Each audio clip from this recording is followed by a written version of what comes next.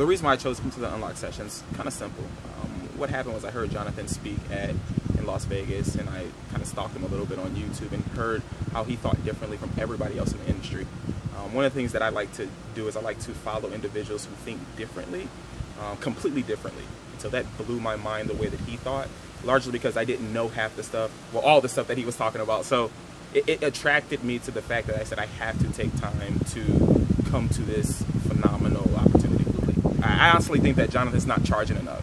The opportunity to collaborate with a thought leader who works with the top companies, collaborate with Miriam, who is another thought leader who works with top speakers, and then everybody else in the room. You do not get that ability in this environment. We're in one of the most phenomenal environments as well. So you don't get that opportunity often. And so I would tell everybody, if you had the opportunity, do not worry about the investment. You will recoup that back 10, 15, 20 times just with the thoughts that you have.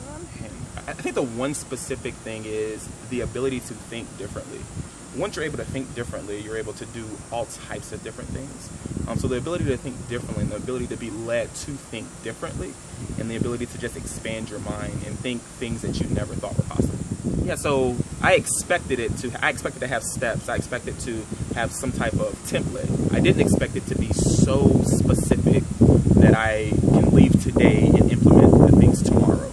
I didn't expect to have a pledge and be held accountable to somebody, to an entire room, and to Jonathan and to Miriam. So that in itself is phenomenal. So I have to make things happen, because I will get that quote from Jonathan, and he'll ask me the question about the pledge that I made.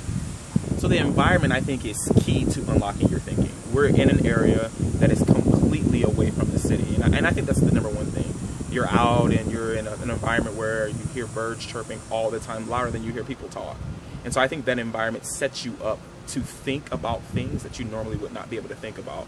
And when you're in an air-conditioned office, and when you are around people in traffic, or even in your shower, this environment forces you to think about things that you may have put to the side and put in the back office. So I think it's something that people need to come to. I